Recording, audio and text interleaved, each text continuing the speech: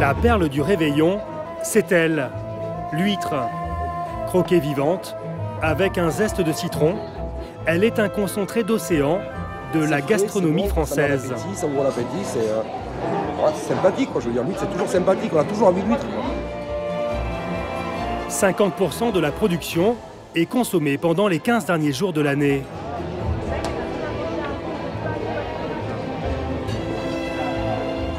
Les huîtres, ça rime avec Noël, 31, réveillon. Donc je pense pas qu'on puisse se passer d'huîtres pour des réveillons. C'est le dernier animal que l'on consomme encore vivant, du 100% naturel. Les Français sont les plus gros mangeurs d'huîtres au monde. Ils en consomment 2 kilos par an et par personne. Et comme pour le vin, on parle de cru, de goûts et de terroirs. Il y a autant d'huîtres, dit-on, que de producteurs. C'est doux, hein, ça caresse un peu ça caresse le palais. Une diversité qui plaît aux Français, champions du monde des consommateurs d'huîtres crues.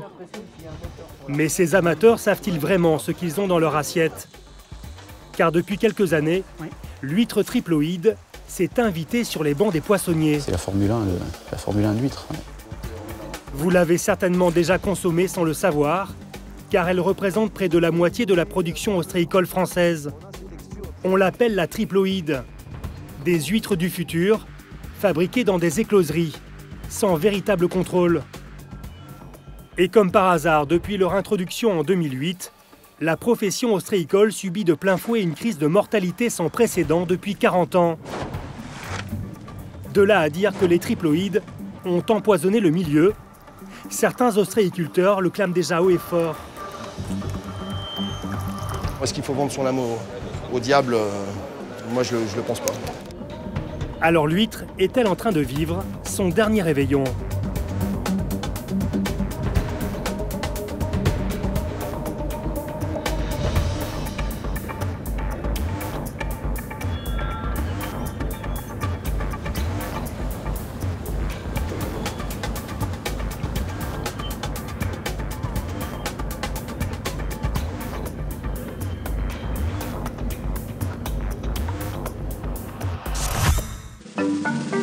Autrefois, la plupart des huîtres naissaient sur le bassin d'Arcachon. Spermatozoïdes et ovules se mélangeaient alors au gré des courants pour former des larves d'huîtres. Puis, comme les éleveurs qui emmenaient leurs bêtes dans les meilleurs pâturages, les ostréiculteurs déplaçaient leurs huîtres de région en région, car le coquillage, pour grossir plus vite, avait besoin d'une eau plus froide et plus riche. Direction alors la Normandie ou la Bretagne, et depuis quelques années, l'Irlande, le Portugal ou le Maroc. Après avoir grossi, les huîtres redevenaient françaises pour être commercialisées et vendues. Mais ça, c'était avant. Avant l'hécatombe de 2008. Les huîtres meurent avant de pouvoir être consommées. La famille Belloc élève des huîtres sur le bassin d'Arcachon depuis 1860. Des crises, elle en a connu quelques-unes, mais celle-ci pourrait bien leur être fatale. Denis perpétue la tradition ostréicole depuis 5 générations. Il est devenu l'un des plus gros producteurs de la région. Sur son parc du Cap Ferret, il a beau faire le tour de ses poches d'huîtres, partout, le constat est le même. Alors celles-là, ce sont des huîtres que j'ai achetées. En Normandie. Voilà. Alors c'est joli, c'est mignon, c'est rond. Voilà, c'est une huître qui a été bien travaillée. Voilà. Et puis là, ça c'est une huître qui a également eu beaucoup d'amour, celle-là aussi, mais voilà, une espérance de vie un peu plus courte que les autres. Il y a un virus, une bactérie qui les attaque, qui les fragilise surtout. Et dès qu'il y a un changement de salinité, un coup de trop chaud, un coup de trop froid, voilà, elle meurt. Depuis 2008, on a eu un premier virus qui décimait les petites, le naissin, les juvéniles. Et depuis 2 ans, là, on a une bactérie qui s'est rajoutée à ça. Alors l'un plus l'autre, voilà, le résultat, c'est un peu la misère. À la trieuse, Denis compte et recompte ses huîtres rescapées. Mais le compte n'y est pas. 70% de ces huîtres âgées de 3 ans, donc commercialisables immédiatement, sont mortes. Voilà, on fait que ça, sortir des coquilles, des coquilles et des coquilles. Voilà, et puis là, c'est pas du on dit, on raconte. Hein. Voilà, ça c'est... voilà. Voilà, ça c'est mort, ça c'est mort, ça c'est mort. Voilà.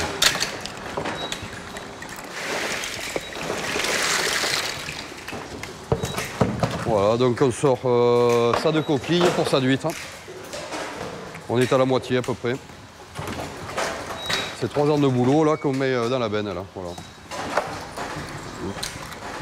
Là celle-là on va pas la vendre. Celle-là non plus, celle-là non plus, voilà. Pas besoin de faire passer le légiste pour constater le décès. Hein. Ça remet réellement le métier en question, voilà, tout simplement. Là, c'est plus une histoire de morale, on se demande vraiment ce qu'on va faire dans les mois et les années à venir. Ce que vit Denis Belloc n'est pas un cas isolé. Tous les bassins ostréicoles français sont touchés. Arcachon, Marennes-Oléron, mais aussi la Normandie, la Bretagne, sans oublier l'étang de Thau. 50 millions d'euros de manque à gagner pour la filière en 2013.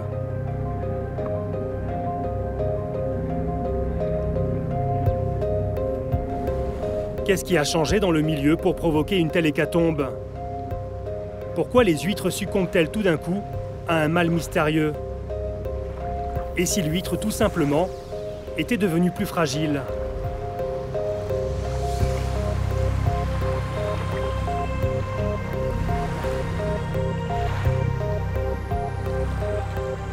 Pour tenter de remonter la piste de ce tueur d'huîtres, nous nous sommes rendus à la Tremblade, chez Ifremer, en plein cœur du bassin de Marennes-Oléron. L'Ifremer, c'est l'Institut français de recherche pour l'exploitation de la mer. Un établissement public sous la tutelle du ministère de l'Écologie et de l'Agriculture. Tristan Renaud est responsable de l'unité santé, génétique et microbiologie des mollusques. Alors là, on va ouvrir une huître pour faire un prélèvement que l'on va conserver dans un fixateur, ce qui va nous permettre de faire ce qu'on appelle de l'histologie et de rechercher différents types d'agents infectieux, donc des virus, des bactéries et des parasites. Sur les animaux de moins d'1 an, les animaux ce qu'on appelle du naissain, on a des mortalités qui sont associées à un virus, donc ce qu'on appelle OSHV1 pour Ostreid herpes virus 1, et pour les animaux qui sont plus âgés, des animaux de pratiquement 3 ans, on observe aussi des mortalités, mais qui dans ce cas-là sont liées à la présence d'une bactérie qu'on appelle Vibrio asturianus. Au microscope électronique, le virus est partout dans l'huître. Et donc vous voyez que c'est une usine, le noyau là, de cette cellule qui est infectée, c'est une usine à produire des virus. Il y en a une multitude. Un virus associé à une bactérie qui décime les huîtres et qui infeste le milieu. On a pu montrer qu'une huître était capable de relarguer plusieurs millions de particules virales dans l'eau qui l'entoure. Et donc ces particules peuvent aller, ces virus peuvent aller et contaminer des huîtres qui sont autour de cette huître infectée. Donc la contamination peut aller extrêmement vite. Globalement, voilà, on peut se poser des questions avec des aspects de changement globaux. Donc, qu'est-ce que l'environnement peut avoir avec ces mortalités? On n'a pas de réponse, on a plutôt des questionnements. Pour Tristan Renaud, la mortalité des huîtres pourrait être liée à l'impact de l'évolution du climat et à la dégradation rapide de la qualité de l'eau. Peut-être. Mais pour d'autres, comme Jean-François Samin, le problème est ailleurs. Cet ancien chercheur de l'Ifremer, aujourd'hui à la retraite, fait le lien entre l'apparition des mortalités en 2008 et l'arrivée massive d'une nouvelle huître à la même époque, l'huître triploïde. Cet animal, né en laboratoire, est une création de l'homme. À la limite de la modification génétique, car ce ne sont pas les gènes que l'on manipule, mais les chromosomes. Ces huîtres sont stériles et elles grossissent plus vite. 3 ans au lieu de 4 pour une huître sauvage. Mais peut-être ont-elles été lancées précipitamment sur le marché. En médecine, par exemple, où on s'intéresse beaucoup aussi aux maladies, quand on fait des recherches qui aboutissent à un nouveau procédé de traitement, le traitement lui-même prend pas mal de temps avant d'être mis sur le terrain, c'est-à-dire qu'il est validé. Moi, ce que je remarque, c'est qu'on est en 2014 et que, en fait, cette affaire-là, c'est-à-dire la mise en place de ce type de triploïde sur le terrain, n'a pas été faite après validation préalable. Les scientifiques de l'Ifremer se sont-ils précipités? Il faut dire que la concurrence avec les autres pays était féroce. Tout a commencé dans les années 80, aux États-Unis. Et plus précisément dans la baie de Chesapeake, au sud de New York. Au siècle dernier, les Américains produisaient 600 000 tonnes d'huîtres. Et puis soudain, l'apocalypse. Les huîtres disparaissent, victimes d'un virus. C'est grâce à Stan Allen que les huîtres reviennent dans la baie. Il est généticien et crée une ferme spécialisée dans la reproduction. C'est une écloserie.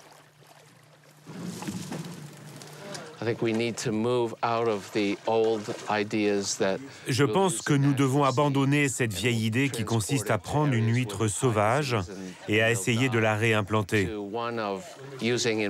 Elle ne résiste pas aux maladies et finit par mourir. Il faut aller vers un système qui utilise des variétés d'huîtres améliorées, qui résistent aux maladies.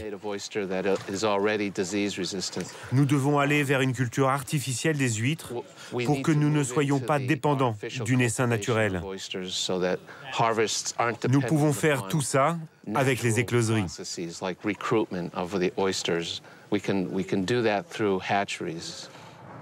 Dans sa ferme laboratoire, Stan Allen ne se contente pas de sélectionner et d'améliorer les variétés d'huîtres. Il dépose un brevet pour une nouvelle race d'huîtres, la fameuse triploïde. Dans la baie, les ostréiculteurs revivent. Au même moment, en France, les chercheurs de l'Ifremer travaillent aussi sur l'huître du futur. À 8000 km des États-Unis, André Gérard invente aussi une huître triploïde. Au départ, les scientifiques français tâtonnent.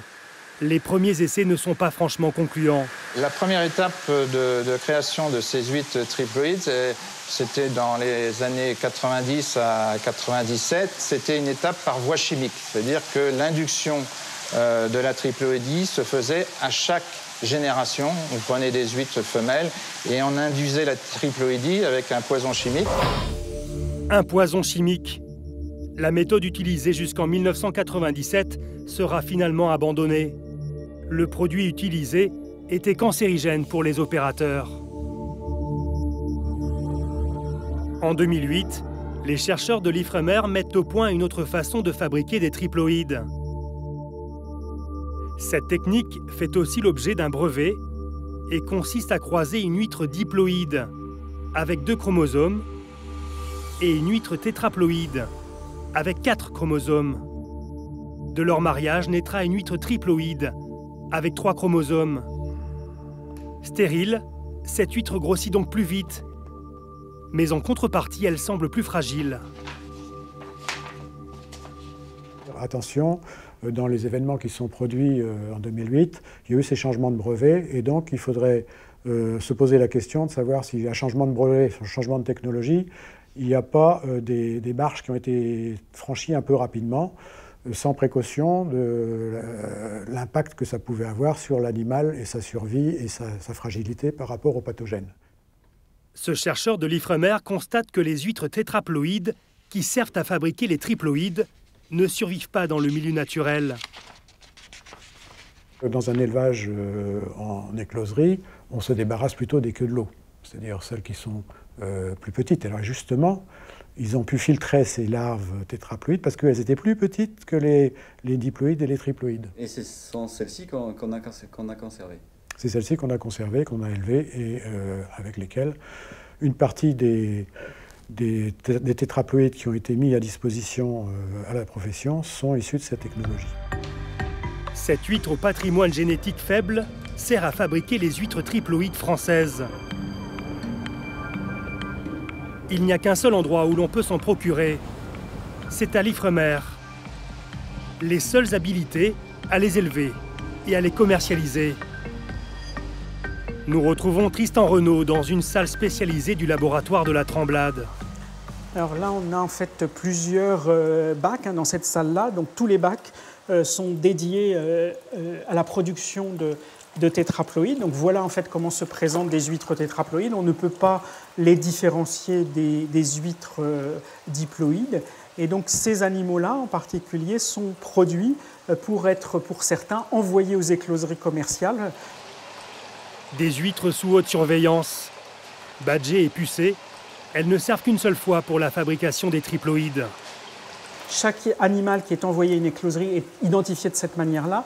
Et donc les professionnels doivent nous renvoyer les coquilles ou les animaux. Et donc quand on va les recevoir, on va les identifier, on va bien vérifier que c'est les animaux qu'on a envoyés.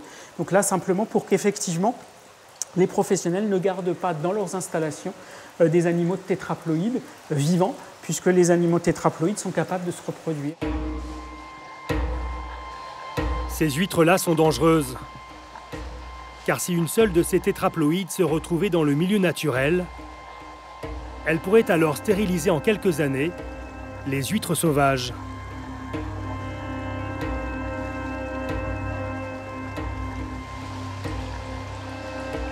Ces super huîtres sont vendues 2 000 € pièce à des écloseurs pour fabriquer des huîtres triploïdes.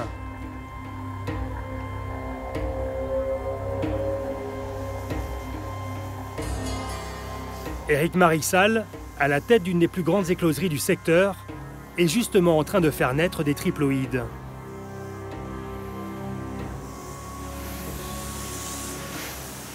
Dans chacun des 2 bacs qu'on va vider aujourd'hui, on a 250 millions de larves qui nagent et qu'on va emmener dans la salle de métamorphose.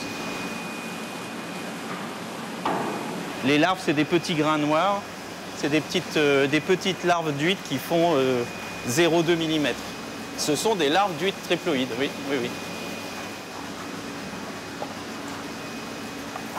Dans chaque pot, on a 20 millions de petites larves.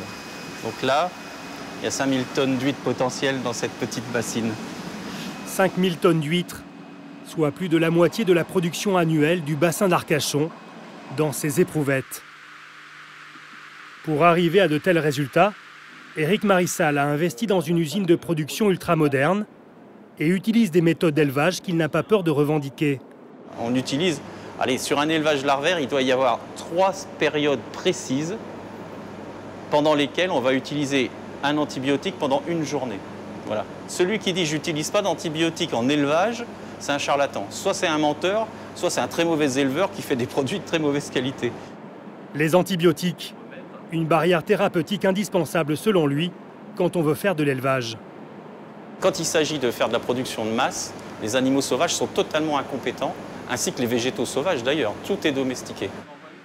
Chez Éric Marissal, on fait de la sélection génétique à tous les étages pour arriver à une domestication de l'huître. La seule façon selon lui d'élever des huîtres est de vaincre les mortalités. C'est des maladies de l'élevage des hommes, ce n'est pas des maladies de l'espèce sauvage.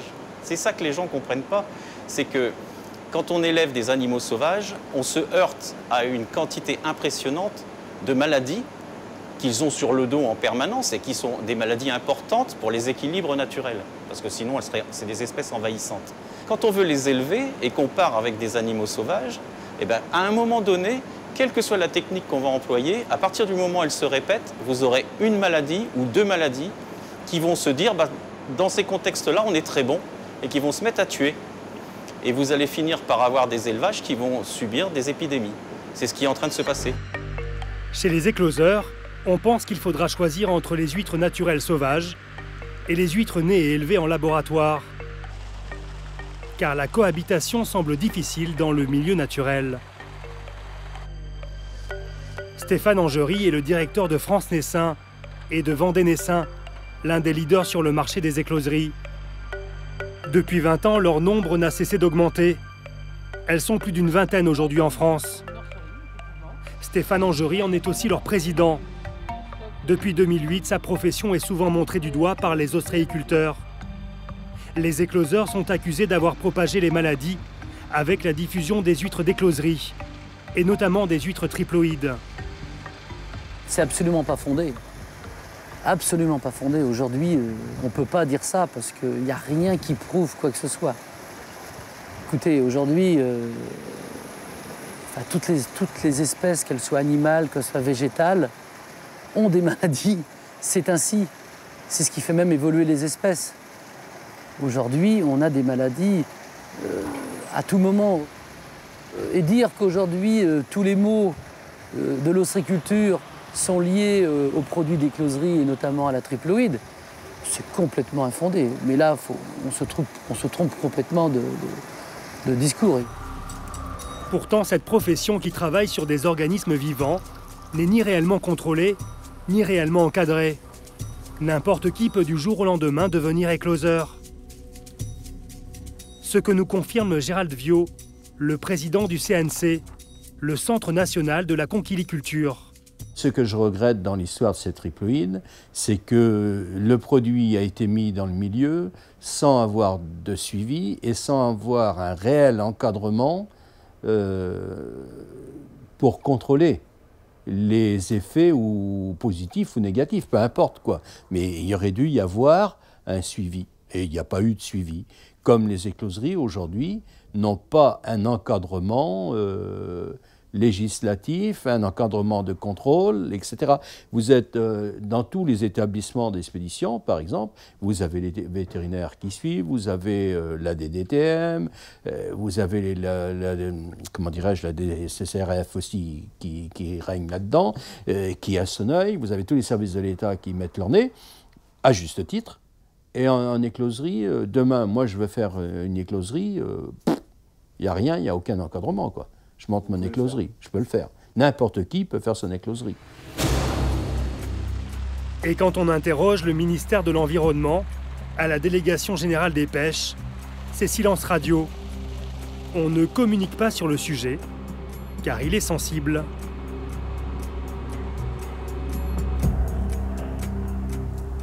Doit-on alors avoir peur de cette huître triploïde? Pour le savoir, nous nous sommes rendus en Irlande, le nouvel Eldorado des ostréiculteurs français et le paradis de la triploïde. Si les Irlandais ne mangent pas d'huîtres, ils en produisent en association avec des professionnels français. Ils sont même devenus le deuxième producteur européen. Ce soir, Nicolas Tessier a quitté la région de Marennes-Oléron il y a une dizaine d'années pour s'installer ici, à Galway. Ce matin, il ne prend pas la direction de son parc, mais celle du Festival mondial de l'huître. Il consacre le champion du monde des ouvreurs d'huîtres. 3, 2, 1, go! This is really... Paudie, we've 24 from Ireland. Our Irish champion has 24. 24 for Ireland. 20. 16 for Finland. 29 for Denmark. 5 oyster for Denmark. Nicolas, fils et petit-fils d'ostréiculteurs de Marennes-Oléron depuis 5 générations, ne mange pourtant pas d'huîtres. Et sa femme non plus d'ailleurs. J'adore les cultiver, mais je les mange pas, non. Cuites, j'arrive à les manger cuites, mais...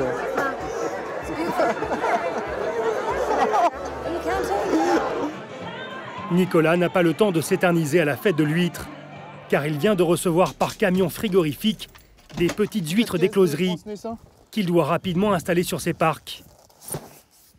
Ça, c'est du naissin. Du naissin qui arrive de France. Nos fournisseurs principaux sont en France, toutes les écloseries sont en France. C'est des bébés huîtres, qui ont quelques mois, quoi, entre 2 et 4 mois. L'Irlande se mérite. 260 jours de pluie par an. Le reste du temps, c'est la grisaille. Avec parfois un soleil timide entre deux ondées. Alors aujourd'hui, il fait beau, mais la plupart du temps, c'est vent et pluie tous les jours. Le climat peut être pesant par moment, mais c'est c'est facile aussi parce que pour l'ostréiculture, ici, c'est le paradis. Ici, on travaille sur à peu près 20 hectares de parc. On met à peu près environ 20 millions de bêtes, 20 millions de naissins tous les ans. Des hectares et des hectares d'étendues d'eau de mer ouverts sur l'océan.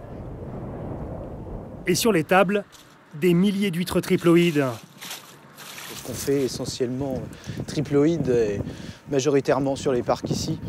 On fait triploïdes à 70-80%.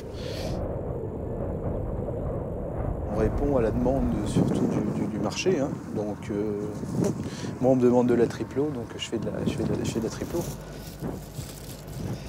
Ça fait 2 années, deux étés de suite où on a quand même une croissance qui est relativement bonne, hein, parce qu'on a le climat après qui s'y porte. Hein. Ça, après, on maîtrise pas. Nous, c'est Dame Nature hein, qui fait les choses. Donc après, toutes les années se suivent, ne se ressemblent pas. Vous avez très peu de mortalité en France, Oui, très peu de mortalité. Oui.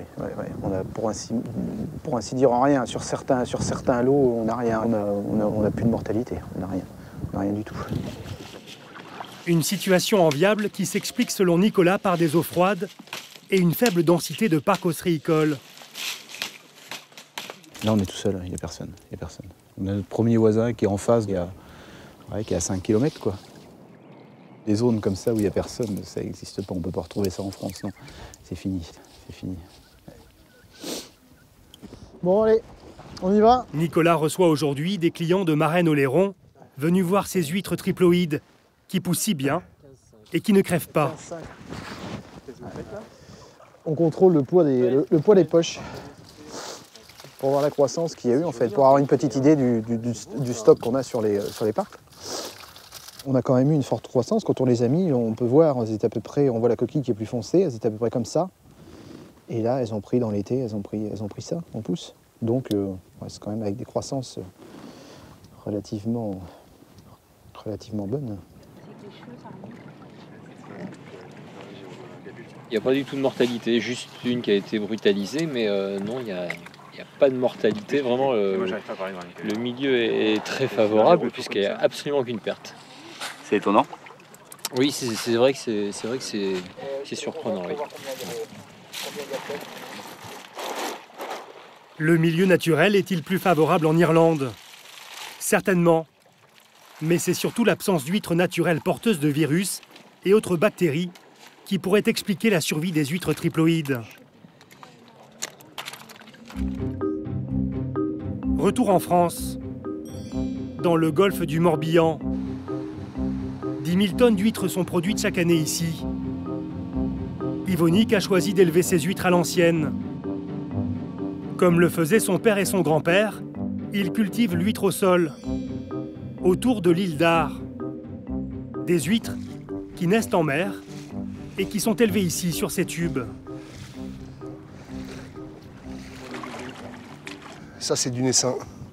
Ce sont des collecteurs. Avec les huîtres dessus, alors, il y en a des toutes petites. Hein. Là, il y en a une, là, il y en a une autre. Ouais, il y en a plein, ouais. Il y a vraiment des toutes petites. Il y a eu du captage en juillet, en août et certainement en septembre.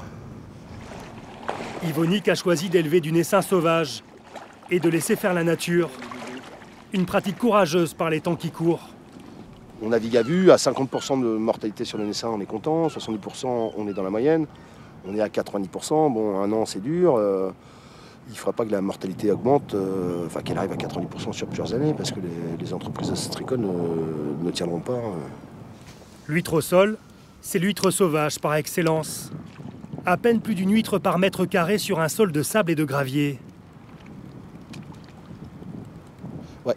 Devenus très rares à cause des prédateurs, ils ne sont plus que quelques-uns à les élever. Faire une huître sur le sol, donc je continue. Ouais, je sais qu'après j'ai plus de prédation. Il y a les étoiles de mer, les bigorneaux perceurs, les crabes, les dorades royales, qui nous mangent pas mal d'huîtres. Mais le vibrio... Le vibrio asterianus, non. Enfin, j'ai pas eu une mortalité qui serait due à ce vibrio. Comment ça se fait que vous y échappez? Je pense que l'huître est naturelle, elle est plus résistante tout simplement. Je pense que la nature est bien faite. Ça c'est superbe ça. C'est charnu, Ça va être goûté en bouche, j'adore ça. Super bon. J'adore ces huîtres. Ah, une belle nacre, enfin, plein de belles choses sur l'huître. C'est meilleur qu'une triploïde? Je sais pas, je ne mange pas de triploïde. De retour sur son bateau, Yvonique doit maintenant semer les huîtres qu'il a triées. Et sur un autre carré, il devra ramasser celles qui sont commercialisables. Là, la drague, on la met à l'eau. Et donc la drague va tomber à l'eau, va ratisser le sol et on va draguer les huîtres. Hop, là, on est dans le parc, donc la drague tombe à l'eau.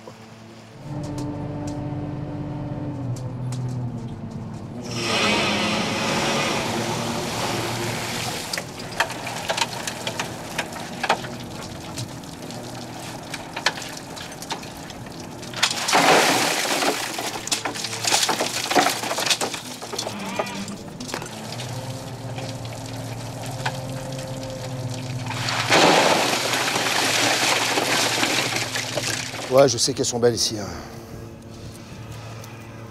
Les huiles, là, il y a une belle pousse. Non, j'ai pas de souci de vibrio sur mes huîtres. Mes huîtres naturelles nées en mer, élevées sur le sol, j'ai pas de souci de vibrio. Ah, on le voit d'ailleurs, non? Il n'y a pas beaucoup de... Non. Bon, il y a toujours un petit peu de coquille hein, dans le cycle de production, mais enfin, ce ne sont pas les mortalités dues au vibrio que connaissent les producteurs de triploïdes l'été dès qu'ils manipulent cette huître-là. Comme Yvonique, ils sont un peu moins d'une centaine d'ostréiculteurs de tous les bassins français à s'être regroupés au sein d'une association, les ostréiculteurs traditionnels. Ils prônent l'élevage des huîtres nées en mer et non en écloserie, et ne veulent pas entendre parler des triploïdes. À l'occasion du Salon national de Vannes, les ostréiculteurs traditionnels font le point sur la procédure qu'ils ont engagée contre Ifremer au tribunal de Rennes. Ils reprochent à l'organisme d'État le développement de biotechnologies sans en mesurer les conséquences. Mais le combat est inégal. Si on ne se bagarrait pas, si l'avenir est à l'huître triploïde, c'est le monde selon Monsanto. Si, enfin je veux dire, élever des huîtres stériles pour qu'il n'y ait plus de captage naturel, pour qu'on aille supplier les écloseries chaque année pour avoir du naissin d'huîtres stériles, si c'est ça l'avenir de la profession, moi je disais, j'ai d'autres valeurs dans la vie, j'ai un autre monde à laisser à mes enfants, à mes petits-enfants, aux enfants des autres. Donc si on ne se bagarre pas, c'est triste. Enfin, c'est un cas de conscience. Alors, on a des boutiques à faire tourner. Maintenant, est-ce qu'il faut vendre son âme au diable? Moi, je ne le pense pas. Si l'huître triploïde provoque la discorde, c'est aussi parce que beaucoup dénoncent le rôle ambivalent de l'Ifremer. À la fois juge et partie, l'Institut fournit les mâles tétraploïdes en les vendant aux écloseries. Et c'est aussi l'Ifremer qui a en charge le contrôle et la qualité des produits de la mer. Une situation intenable pour l'organisme d'État. Le lendemain matin, nous retrouvons Yvonique sur le marché d'Aradon. C'est la période des fêtes. Les clients se bousculent devant son étal. J'ai fait la démarche de me positionner comme anti-triploïde. Juste pour dire, chez moi, il n'y en a pas. J'ai une clientèle, entre autres, une belle partie de ma clientèle qui vient chez moi parce que je ne fais pas du triploïde. On n'a pas le droit de l'afficher. En France, il y a des normes comme ça. J'ai pas le droit d'afficher huîtres naturelles. Moi, mes huîtres, elles naissent en mer. Elles sont élevées en mer. La répression des fraudes m'interdit d'afficher huîtres naturelles. Je peux mettre huîtres nées en mer. Ils ne peuvent pas m'attaquer là-dessus, mais le terme huître naturelle, j'ai pas le droit de le mettre. Monsieur est pour l'affichage des huîtres triploïdes sur les étals. On a fait connaissance il y a quoi, une semaine, 15 jours? Et monsieur ne trouve pas normal que les huîtres triploïdes ne soient pas affichées pour la clientèle. Au niveau du public, là pour Noël, il y a des milliers de gens qui vont consommer des huîtres génétiquement modifiées sans le savoir. Donc, et très peu d'études sont faites là-dessus.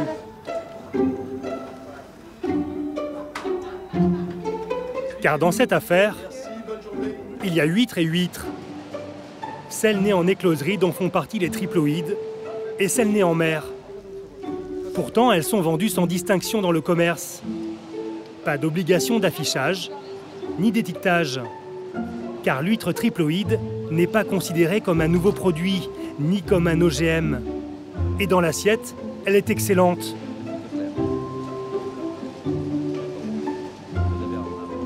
Nous sommes à Vélizy, dans la plus grande poissonnerie d'Europe. C'est jour d'affluence, à 48 heures du réveillon.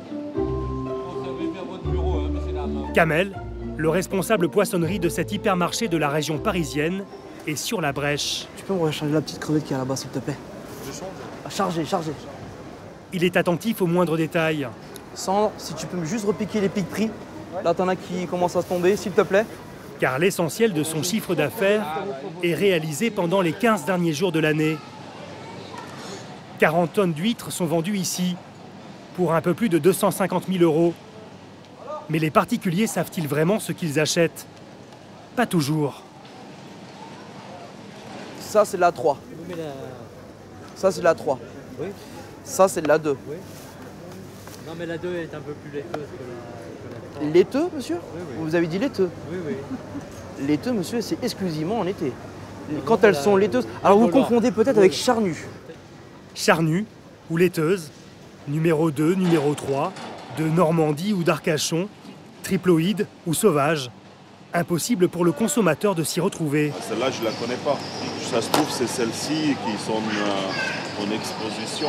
Alors, c'est quoi? C'est les jouets qui a une médaille d'or. On est sur une huître plate médaillée 2014. Alors, c'est une huître direction belon. Absolument, il y en a une douzaine. C'est des belons? C'est de la belon.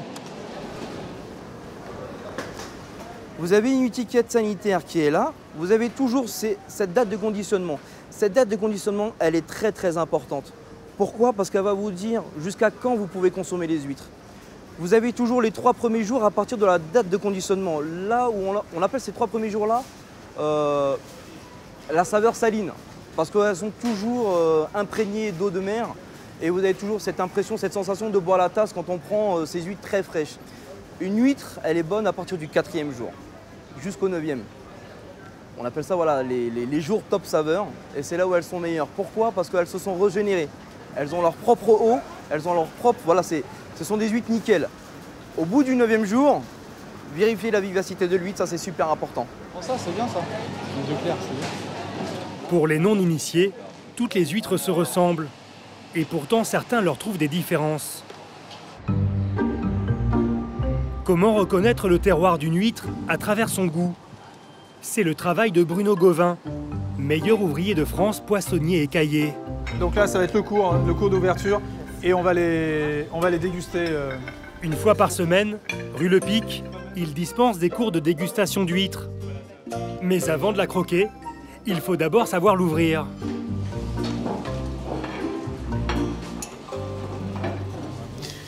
On va éviter tout ce qui est couteau avec garde.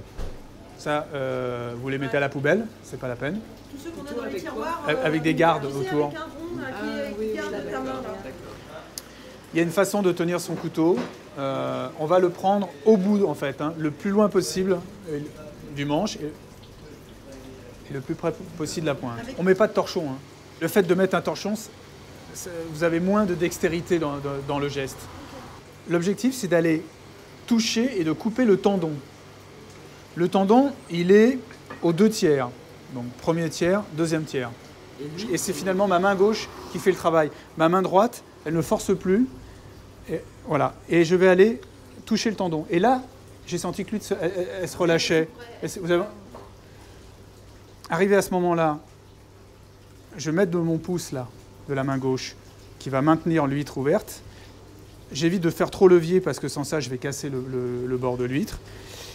Et là, mon huître, normalement, est ouverte.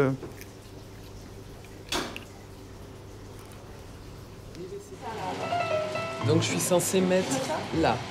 Voilà, c'est approximatif. C'est pas gagné. Hein. Voilà. Génial! Oh, une huître! C'est magique! J'ai chez toi, Sabine, hein, parce que j'y arrive toujours pas. Voilà, super. La mobilette, et je racle en haut. Qu'est-ce que tu vas pouvoir faire? Narguer mon mec, lui dire que je peux moi aussi ouvrir des huîtres. Du coup, ça va être génial, on va pouvoir bouffer des huîtres entre copines, on n'aura plus besoin de mec, ça va être encore mieux. Moi, je la trouve... je trouve qu'elle caresse le palais. Hein. Elle caresse le palais, vraiment. Entre le salé et le sucré derrière qui arrive comme ça, et puis la douceur à la mâche, quand on mâche, c'est une espèce de velours délicieux et frais aussi qui vous descend au fond de la gorge. Et voilà. C'est comme un vin, hein, selon les années, il y a des crus, il y a... c'est ça qui est extraordinaire. Il y a 7 terroirs. Hein, 7 régions en France, on va dire, il y a 7 terroirs, et c'est vraiment marqué. C'est vraiment marqué. Mais c'est pas figé dans le temps. C'est ça qui est extraordinaire, quoi. Et en plus, les ostréiculteurs travaillent toujours leurs produits, les améliorent. Voilà, c'est du bonheur concentré dans une petite coquille. Mais quand on aborde l'huître triploïde, il y a comme un léger malaise. Je ne suis pas intéressée à ce sujet-là et je ne sais pas quelles conséquences ça peut avoir sur ce que j'aime déguster au travers des produits. C'est pas le sujet du cours. Voilà. Nous, on est là pour déguster, savoir ouvrir une huître. Voilà, on est là pour ça, nous, aujourd'hui. Hein. Est-ce qu'ils ont mangé la huître? Je ne savais pas. Non, on ne sait pas, sûrement, oui, mais nous, on a une totale confiance dans les producteurs, dans les ostréiculteurs. C'est là, ouais. À quelques centaines de mètres d'ici, Florent, un producteur d'huîtres de Méditerranée, se rend chez Guy Savoie, le célèbre chef 3 étoiles. Il est accompagné de sa fille Florie pour présenter sa cuvée 2014. Les spéciales Tarbourièche, des huîtres haut de gamme, triploïdes, parmi les plus chères de France, 5 € pièce. On va le séquer là-dedans.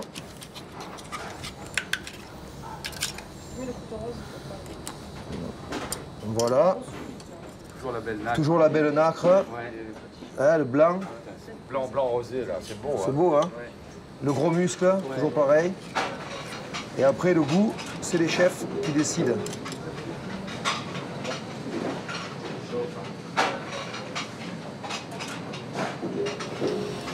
Là, tu as tous les goûts. Et alors, le muscle, quand tu arrives sur le muscle assaisonne l'huître. Au-delà d'une consistance, on est vraiment dans dans ce qu'on imagine d'une protéine, quoi. On mord dedans, donc c'est charnu, et surtout il y a une complexité, mais une complexité dans la finesse. Puis après, bon, quand on voit dans quel écrin, parce que je crois que c'est le mot qui convient, car vous voyez la qualité de cette nacre et la grosseur du muscle, hein, on se dit que cette bête, elle a eu la belle vie, quoi. Au début, quand j'ai attaqué ce marché des chefs, c'est-à-dire le marché exigeant en termes de qualité, j'ai arrivé avec la plus belle des huîtres de Bouzigues que je puisse faire, c'est-à-dire les plus belles, avec le maximum de passion. Ça ne suffisait pas, quoi. L'exigence, elle était au-delà de ce que j'étais capable de produire. D'où l'idée, finalement, de leur donner des conditions de vie encore plus compliquées, un peu plus difficiles. Et la marée solaire est née de ça, en fait. Si Florent Tarbourièche voit la vie en rose, c'est grâce à son idée. Un procédé de son invention breveté qui reproduit artificiellement le cycle des marées en Méditerranée. Nous le retrouvons quelques jours plus tard sur l'étang de Thau en compagnie de son fils. Ces huîtres fixées à des cordes vont et viennent au rythme des marées artificielles. Les filets sont suspendus, donc sont accrochés assez bas. Elles sont, ces mêmes barres, alimentées par des petits moteurs qui vont les faire tourner en rotation. Et en s'enroulant, on fait des tours autour de la perche et automatiquement les filets montent, quoi.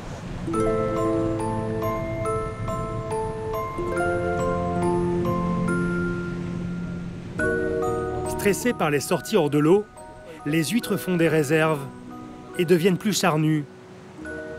Ce système révolutionnaire fonctionne à l'énergie solaire et se pilote depuis un simple smartphone.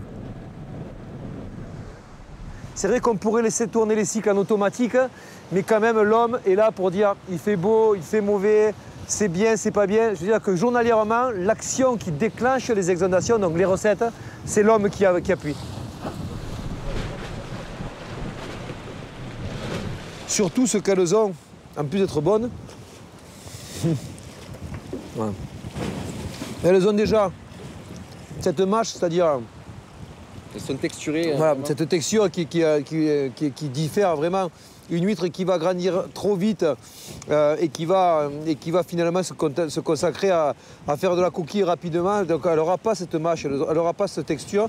Et surtout ce qu'on a, c'est ce qui fait la grande différence aussi, c'est vraiment une belle nacre. Et plus on va les laisser à l'air libre, ressortir à l'air libre, rentrer dans l'eau, elles vont faire des couches de nacre pour rester étanches en fait, pour vivre finalement suspendues sur des fréquences longues. Et c'est ce qui les rendra très très belles finalement, bien plus belles que les autres huîtres au moment de la récolte, quoi.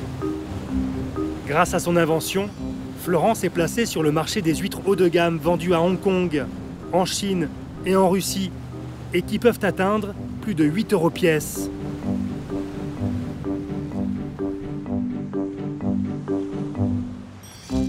Plus à l'ouest, sur le bassin d'Arcachon, Denis Belloc continue de surveiller ses huîtres sur son parc du Cap Ferret. Il élève aussi bien des triploïdes que des huîtres naturelles. Bon, là, il y a un peu d'espoir quand même. Hein.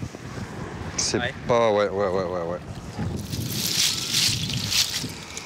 Disons que là, les survivantes commencent à avoir une taille intéressante. C'est-à-dire qu'elles devraient arriver, je pense, et si ça continue comme ça, on devrait les avoir à la vente à Pâques prochain. Donc avant, a priori, je dis bien, ce sont des suppositions, avant le prochain épisode de la mortalité qui se situe toujours en plein été. Donc peut-être que là, il y aura un peu de stock à vendre dans quelques mois. Je le souhaite. Et Noël, vous voyez ça comment ? Noël, en décembre cette année encore. En ce qui concerne les huîtres, je n'ai absolument aucune visibilité. Voilà. Là, c'est pour le coup, là, on n'a pas de. J'ai aucune idée de ce qui va se passer à Noël. Donc on verra. Alors, en attendant le Père Noël, Denis a dû se diversifier pour sauver son entreprise. En vendant des huîtres dans sa cabane du Mimbeau, là où a été tourné le film Les Petits Mouchoirs. Oh putain, ils sont à jour les écaillés, vous me faites plaisir. 10 douzaines de 3 pour la maison Sol sur le bateau, à livrer là-bas sur le bateau. 2 plateaux de 5. Denis, c'est rare les ostréiculteurs pour le sourire. Ah, c'est les années où effectivement on profite des petits moments de bonheur. C'est pas tous les jours fait, faut pas croire. Hein. Et quand il s'agit d'attirer le chaland, Denis a beaucoup d'imagination. Installer un groupe de rock local sur un bateau ostréicole, cela ne s'était jamais fait sur le bassin d'Arcachon.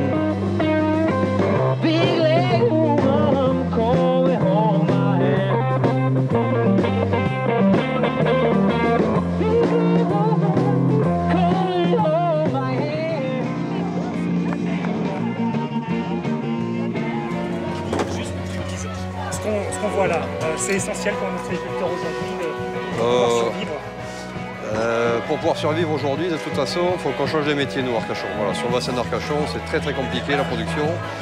Donc c'est la terrasse aujourd'hui qui fait vivre l'entreprise, voilà, tout simplement. Donc après, il faut faire vivre la terrasse, voilà. Ça n'empêche pas d'aller au parc, ça n'empêche pas de continuer à travailler les huîtres. Il faut qu'elles soient belles, parce que c'est bien de faire le bozo sur une terrasse. Mais si on n'a pas un joli produit, en particulier ici, parce qu'on a une clientèle très exigeante, voilà, on n'a pas le droit de se louper, il faut que ce soit beau, que ce soit bon, et après ça marche, voilà, tout simplement. Hein. Ça veut dire que voilà. Sans elle, vous ne seriez plus là, sans la terrasse. Ah, sans la terrasse, c'était très très complexe. Voilà, très complexe. On a perdu 120 tonnes d'huîtres l'été dernier, cette année on doit être à 50 tonnes, au jour d'aujourd'hui je parle, donc pas beaucoup. On est trop bien à la cabane du Mimbeau. Sur le bassin d'Arcachon, l'année dernière, près d'un tiers des ostréiculteurs ont ouvert une dégustation pour sauver leur exploitation. Si l'herpès-virus et les bactéries qui déciment les huîtres sont inoffensifs pour l'homme, ils n'ont toujours pas d'antidote. Le coquillage finira certainement par s'adapter aux maladies, mais les ostréiculteurs, eux, auront du mal à survivre. L'huître est souvent comparée à l'abeille des mers. Sa mortalité est d'autant plus inquiétante que le coquillage est souvent une sonnette d'alarme de la qualité des océans. Enfin, la science est-elle allée trop loin dans sa manipulation du vivant? Plus qu'une histoire de goût, c'est une histoire d'éthique. Et les enjeux sont bien évidemment économiques. Les ostréiculteurs veulent vendre plus, et toute l'année. Les écloseries aussi. L'Ifremer, lui, vend aux écloseries des huîtres, permettant de fabriquer des triploïdes. Tout le monde y trouve son compte, sauf peut-être la nature.